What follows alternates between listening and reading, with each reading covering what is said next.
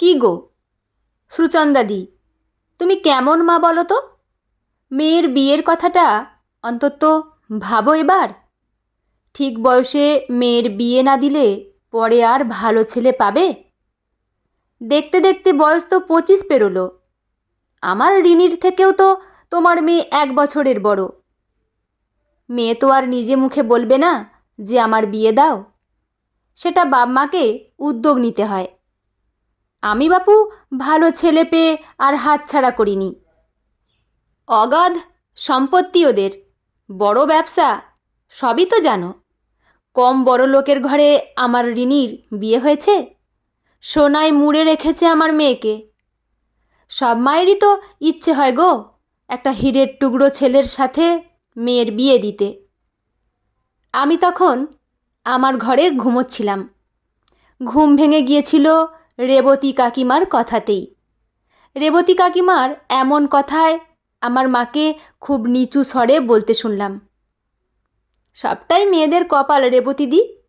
দেখি মেয়ের বিয়েটা কবে দিতে পারি। মায়ের কথা শুনে রেবতী কাকিমা তখন পান চিবোতে চিবোতে আদিক্ষেতার সুরে বলল, বিয়ে না দিলে ভবিষ্যতে কি হবে বলো তো? তুমি একা মানুষ, তুমি তো আর চিরকাল বাঁচবে না।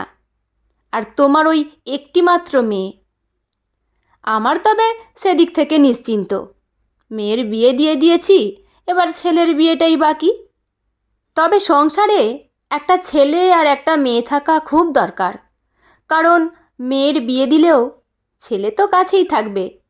তাই ভাবি গো, মেয়ের বিয়ে দিয়ে দিলে তোমাকে দেখার কেউ নেই। কাকিমার কথাগুলো শুনে খুব বিরক্ত বোধ করেছিলাম সেদিন। সাত তাড়াতাড়ি মেয়ের বিয়ে দিয়ে দিয়েছিলেন মানে একটা মহৎ কাজ করে ফেলেছেন যেন। রেবতী কাকিমার এক ছেলে আর এক মেয়ে। ছেলেও তখন ভালো চাকরি করে পুনেতে। তাই নিয়ে কাকিমার দারুণ অহংকার। সব থেকে বাজে স্বভাব হলো পরচর্চা করা, পাড়ার সমস্ত মানুষের খোঁজ খবর রাখা। যেমন কার মেয়ের বিয়ে হলো না, কার ছেলে চাকরি পেল না, ইত্যাদি ইত্যাদি। খোঁচা দিয়ে কথা উনি বলবেনই। সব জায়গাতেই এরকম কিছু মানুষ অবশ্য থাকে। আমার বিয়ে নিয়ে আমার মা যতটা না চিন্তিত, উনি একটু বেশিই ছিলেন। তবে অবশ্য আমার মা ওনার কথাকে অতটা গুরুত্ব না দিলেও ইনিয়ে বিনিয়ে আমার মাকে আমার বিয়ে না হওয়া নিয়ে প্রায় কথা শোনাতেন। নিজের কথা বলার আগে আমার পরিচয়টা দিই। আমি ত্রিনয়নী। আমার নামটা রেখেছিল আমার ঠাকুমা। ছোটবেলায় ঠাকুমাকে বলতাম, এত নাম থাকতে এই ত্রিনয়নী নামটা কেন রেখেছিলে ঠাকুমা? ঠাকুমা বলতো, ওরে, ত্রিনয়নী দেবী দুর্গার নাম। দেবী দুর্গা দশ হাতে সব কিছু সামলাতেন। মজা করে বলেছিলাম, আমার কি 10টা হাত যে আমার নাম ত্রিনয়নী রাখলে? নাই বা থাকলো 10টা হাত, তুই 2 হাতেই সব কিছু সামলাবি। মেয়ে হয়ে জন্মেছিস এমনভাবে ভাবিস না কখনো। বিয়ে করে ঘর সংসার করাটাই মেয়েদের শুধু কাজ নয়। মাদার টেরেজা, সিস্টার নিবেদিতার কথা ভাবতো। ওনারাও তো একজন মেয়ে। ওনারা নারী জাতির অহংকার। জানি না সেদিন ঠাকুমা আমার মধ্যে কি দেখেছিল। সাবেককালের মানুষের মুখে এমন কথা শুনে আমি আশ্চর্যই হয়েছিলাম। সমাজের আর 5টা শিক্ষিত মানুষ যেখানে উল্টো কথা বলে। আমি বিয়ে করিনি। আমার বিয়ের বয়স যখন পেরিয়ে যাচ্ছে, একটার পর একটা বছর, তখন কত মানুষ কত কথাই বলতো। মাকে কম কথা শুনতে হয়নি। মাও একসময় খুব বিরক্ত হয়ে উঠতেন। ওই রেবতী কাকিমাই একদিন মাকে বলে বসল, মেয়ে এত সুন্দরী, তা সত্ত্বেও মেয়ের বিয়ে দিলে না। তা তোমার মেয়ের কি কোনো সমস্যা আছে? মেয়ে মানেই বিয়ে হওয়াটাই যেন জরুরি। তা না হলে সমাজের মানুষ সেটা বাঁকা চোখে দেখবেই। সে দেখুক, কে কি বলল তাতে কান দিলে চলবে? আমি আমার লক্ষ্যে অবিচল থাকলাম। নিজের পায়ে দাঁড়াতে হবে, নিজের পড়াশোনা কমপ্লিট করে চাকরি করার জন্য প্রস্তুত হতে হবে। ছোট থেকেই আমারও ইচ্ছে আমিও মায়ের মতো চাকরি করব। অবশ্য আমি চাকরিটা পাই, একটা সরকারি স্কুলে শিক্ষিকা হিসেবে নিজেকে প্রতিষ্ঠিত করি। তারপর থেকে কেটে গেছে জীবনের 8টা বছর। আমি সংসার পেতে এখন ঘোর সংসারী। স্কুলের টাইমটুকু বাদ দিয়ে বাকি টাইমটুকু এই সংসারেই মন দিই। হয়তো অনেকেই ভাববেন বিয়ে না করেও সংসার। আচ্ছা, বিয়ে করলে কি শুধু সংসার হয়? বিয়েটা যে জীবনের সব নয়।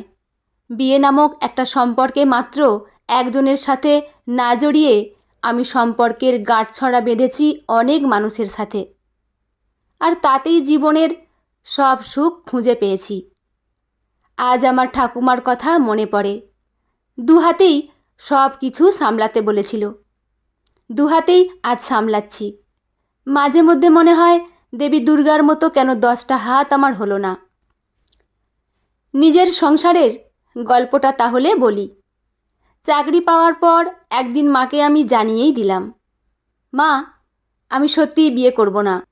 মা শুনে বলেছিল, কোনো দিন তোর ইচ্ছের বিরুদ্ধে যাইনি, আর আজও যাব না। নিজের জীবন অবশ্যই নিজের মতো করে কাটাবি। তবে ছোট থেকেই মা আমার পাশে সব সময় ছিল।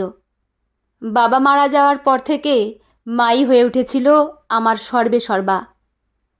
তখন অনেক ছোট আমি। একটা দুর্ঘটনায় আমার বাবা মারা যান। মা সত্যিই কখনো আমার ইচ্ছের বিরুদ্ধে যায়নি, আর আজও সমানভাবেই পাশে আছে। 1 বছর হলো মা রিটায়ার করে গেছে। একদিন স্কুল থেকে ফিরে মা আর আমি দুজনেই চায়ের কাপ নিয়ে বসেছি।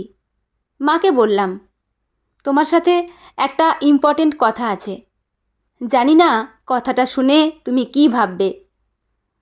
আমি ভেবেছি সেই সব অসহায় মানুষদের কথা, পরিবারে যাদের কেউ দেখার নেই বা থেকেও যাদের দেখে না, সেই সব অসহায় বৃদ্ধ বৃদ্ধাদের নিয়ে একটা বৃদ্ধাশ্রম খুলতে চাই। মা শুনে বলেছিল, এ তো খুব ভালো উদ্যোগ রে মা। জীবনে ভালো কাজ করবি, আর এ নিয়ে আমি ভাববই বা কি? এমন কাজের সুবাসে আমিও বিভোর থাকতে চাই। মায়ের এই একটি কথাতে মনের জোর আরও বেড়ে গিয়েছিল। আমার বিয়ের জন্য রাখা সমস্ত টাকা মা আমার হাতে তুলে দিয়ে বলেছিল, সমস্ত টাকা একটা ভালো কাজে খরচ হোক।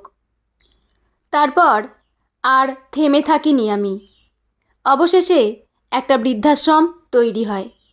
তবে আমাকে সর্বতোভাবে সাহায্য করে গেছেন আমার এক আইনজীবী দাদা, সৌমাভ রায়।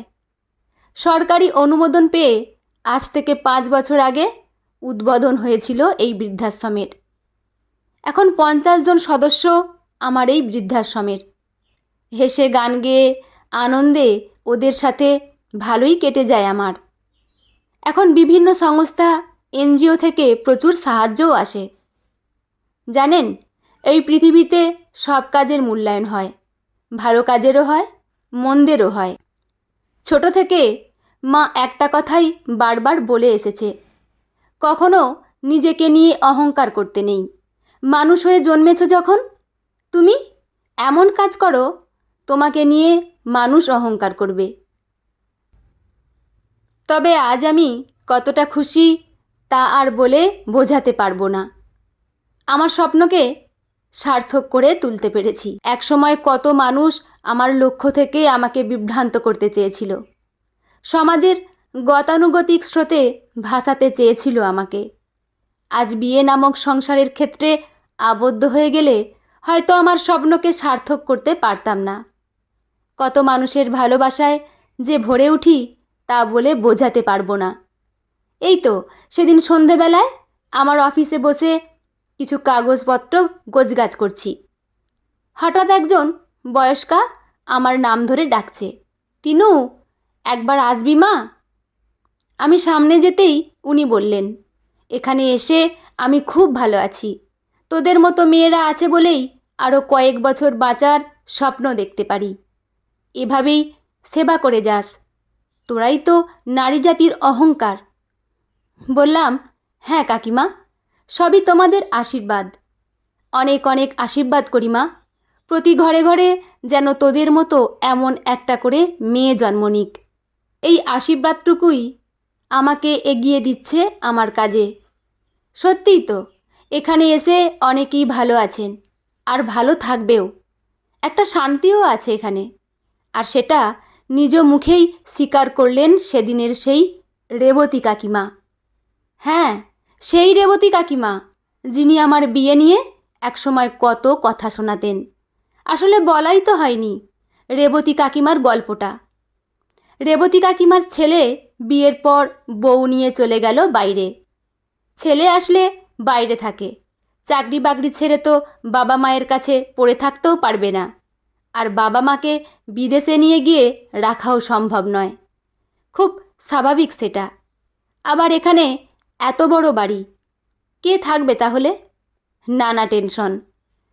একদিন কাকুও মারা গেলেন হৃদরোগে। মেয়ের আবার বড়লোকের বাড়িতে বিয়ে দিয়ে সে তখন বড়লোকের বউ। মায়ের খোঁজখবর সে নেয় না। কিছুদিন আগে ছেলে এসেছিল বাড়িতে, তারপর মাকে এখানে রেখে গেল একদিন। বিশালদা মানে কাকিমার ছেলে অবশ্য স্বীকার করেই ফেলল, অনেক বড় কাজ করেছিস শ্রীনয়নী, তোর আশ্রমে মাকে রেখে যেতে পেরে আমিও নিশ্চিন্তে থাকব। তুই তো আর আমাদের পর কেউ নোস, আমি জানবো আমার মা নিজের লোকের কাছেই আছে। অথচ রেবতী কাকিমার আজ অত বড় অহংকারের বাড়ি, থাকার লোকই নেই তাতে। হয়তো কদিন পর বাড়িটা বিক্রিও হয়ে যাবে। কথায় বলে পৃথিবীটা গোল, তাই কার সাথে যে কখন আবার দেখা হয়ে যায় কে বলতে পারে। আজ আমি অসহায় মানুষগুলোর পাশে থাকতে পারছি। এরা আমার সন্তানের মতো। এদের মুখ থেকে যখন মা ডাক শুনি তখন বুকটা ভরে যায়। সন্তানের জন্ম দিলেই যে মা হওয়া যায় এমনটা নয়।